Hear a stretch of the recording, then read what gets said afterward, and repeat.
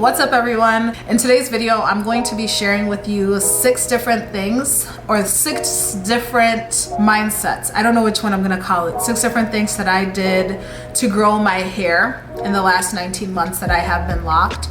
I'll be sharing some pictures along the way so you can see what my hair looked like from when I started my journey until now. But I'm hoping that this will be more of a conversation rather than here are 6 things that you should do that's going to grow your hair, because the reality is there isn't a potion, there isn't a formula to growing our hair. There isn't one thing that works for everyone. Let me put it that way. We've been sold so many products. We've been told so many different approaches to growing our hair. And I think as the black hair care industry continues to grow and progress, we learn more as we go. Now people have all these different things, which is great because we're learning that there's more out there. However, sometimes this information can be extremely overwhelming. I don't know if you get overwhelmed by all this information, but I certainly do, and it's really not that complicated. Before I started my lock journey, I researched and I looked at different communities that start their hair with locks. For some people, it's a spiritual practice. For some people, they just want the freedom from their hair, but that was a key thing. Locks are supposed to provide you with freedom. Now, if you're anything like I was when I was in loose natural and even partly into my lock journey, so many products and so many different techniques and routines that sometimes it felt extremely overwhelming. Sometimes it still feels overwhelming. It's great that we have so much information out there. However, the information is just so overwhelming. But what is my why?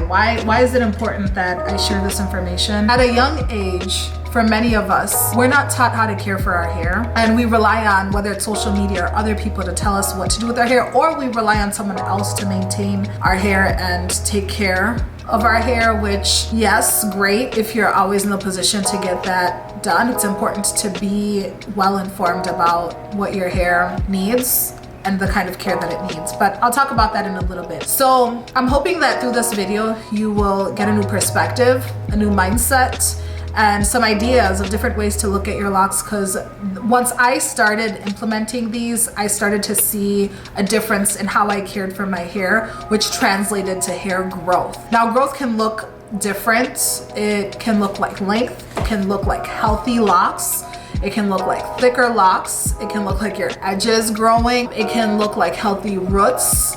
There's so many different ways we can define growth. So length is not the only way to define hair growth, but we all want length. I'm not gonna lie. I'm not gonna sit here and act like I don't want my locks to be long, because it would be sad if they stayed this length. But the first thing I want to talk about is overmanipulation. When my hair was loosely natural, I was constantly doing things with my hair. I had the blowouts. I was constantly trying to figure out which product is gonna slick down my 4C hair, which product is going to keep my 4C hair moisturized. I was just doing too much, basically. So when I transitioned to getting locks, here I am, I got my 2-strand twist, and I'm thinking, what do I need? There has to be something that I need. And it's not bad to be in the place where you're seeking that, but I was excess. I was looking for products and all these different things when my hair didn't need all of that. I was styling my hair. My hair wasn't even that long, and here I was trying to force it into a ponytail. I was forcing it into different styles. I had bobby pins in my hair to hold it up because it couldn't hold up. It didn't even have the length at that time, and that really damaged my hair. How in the beginning, my edges were impacted, and you can see my edges are still growing back, but they were way worse before. And my locks were just not healthy. I had pieces that were thinning from where the bobby pins would clip. I finally decided that this is just not working.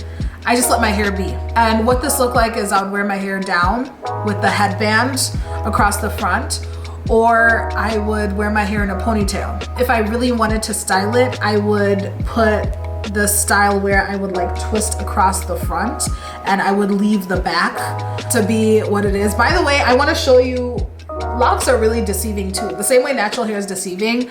So recently I trimmed my locks to get rid of the loose ends, and it looks shorter, yes, but I want to show you, oh, you're not gonna be able to tell because of, so if my lock is stretched out, this is how long it actually is.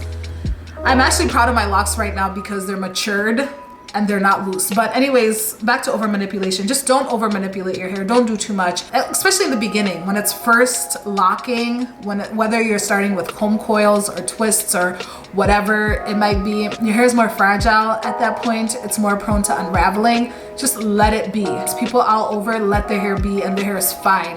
When my hair was left alone, that's when it actually started to thrive. There are months where my hair would be in a ponytail, and I'm not saying that I wasn't washing it, but that was my go-to style. And by the time I had another retwist coming up, I had length and I could see budding, and I was like, wow, my hair is actually growing.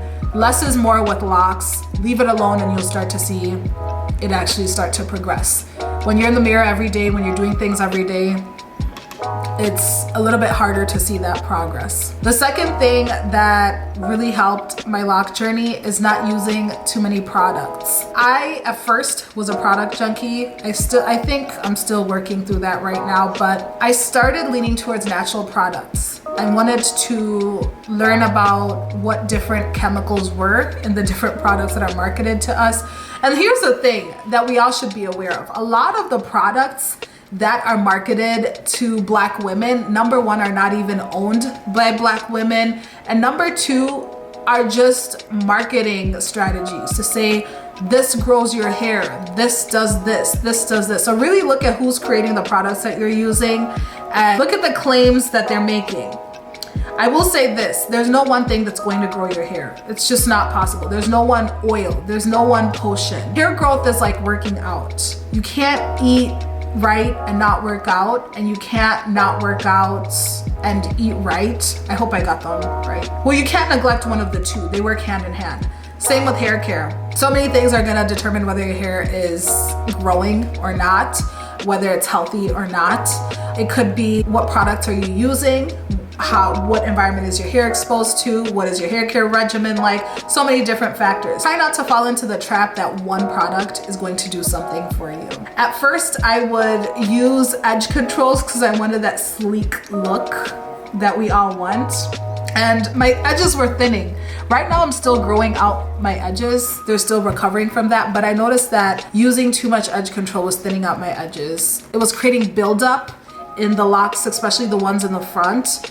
I'm using gels, different kind of gels to retwist my hair because I would just use whatever was available. They weren't always good for my hair. Sometimes I'd have buildup after retwists and it would take a while to get it out of my hair. So my hair would look like it was filled with product, and I don't want to say greasy, but you know that look that your hair can have when it has too much in it. That's what it was doing. So what I resorted to that really helped my hair progress was I started focusing on products that were more on the natural side. So I was making my own products, and for retwist I just use oils and water, and it worked out fine. The first time I retwisted with oil and water, my hair loved it. It was amazing. I didn't have the buildup. I didn't have that extra gunk that your hair can accumulate with it, and I just stuck to that. That may not be the case for you, but really evaluate what products are you using, what are they doing for your hair, what do they claim to do for your hair versus what are they designed to do for your hair. Reducing the products has really helped my hair grow. I think that excess buildup has an impact on whether it's your scalp health, whether it's your lock health. So really be mindful about what you're putting into your hair. Next thing that helped my hair grow was making sure that I was maintaining my hair consistently.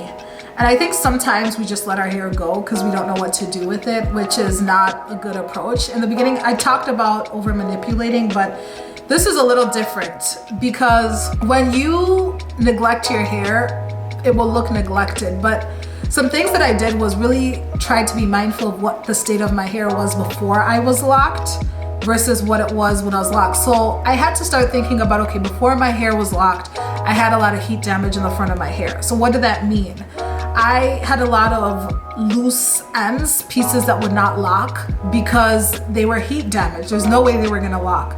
So eventually I had to cut those pieces off and restart my lock journey. These 4 pieces of hair in the front are really short because I had to cut off all the end. Like the end of it was heat damage. And it was sad to see the length go, but my hair is so much healthier and the ends will actually lock now. I just did this a month ago, but I started clipping off the ends, I would say like 6 months ago, which I started to see results. My ends were locking better, my locks were just looking better. But sometimes you just have to let go of that length in order to achieve healthier hair. Long hair is not always healthy hair. I did not look at how to properly combine your locks. So I had a lot of, I think they call them two-headed dragons, where my lock was split.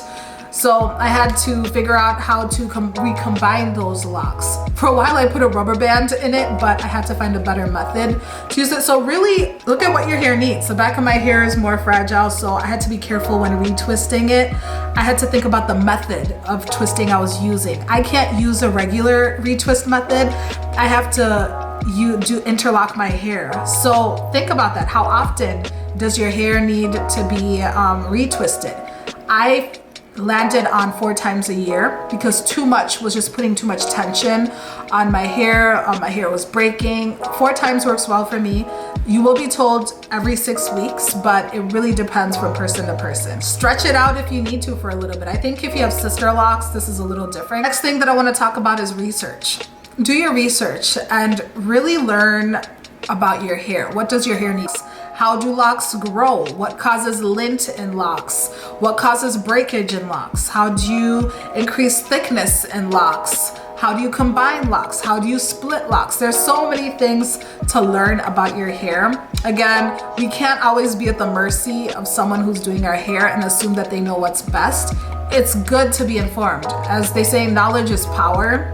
So really try and learn different things. There's Instagram, Pinterest, Google, YouTube. I use all of those, but I would also recommend the book, The Science of Black Hair, because it really tells you about the different products, what they do, what they're used for, and how they're going to impact your hair. The next thing is using water as moisture. Many times we underestimate how effective water can be. So what I've been doing is spraying my hair with water in the morning when I wake up and at night before I go to bed to keep moisture. Brittle locks are not healthy locks. They will not grow and they will have issues. So I would highly recommend keeping a spray bottle. Some people like to use rose water, and there are different oils you can keep, even though they say oils and water don't mix. So research what oils will work well, but really keeping your hair moisturized is going to ensure that your hair grows. So those are all the tips that I have for you. If you want to follow my lock journey, I documented on Instagram where I'm sharing what my hair looks like from week to week. If I'm making mistakes, I'm sharing those mistakes. If things are working well for me, I'm sharing those as well. The main goal is that we're all empowered, we all have healthy hair, and we all feel comfortable about who we are and the hair that we have. Thank you for watching the video. Thumbs up this video if it was beneficial to you. Subscribe if you like more content like this.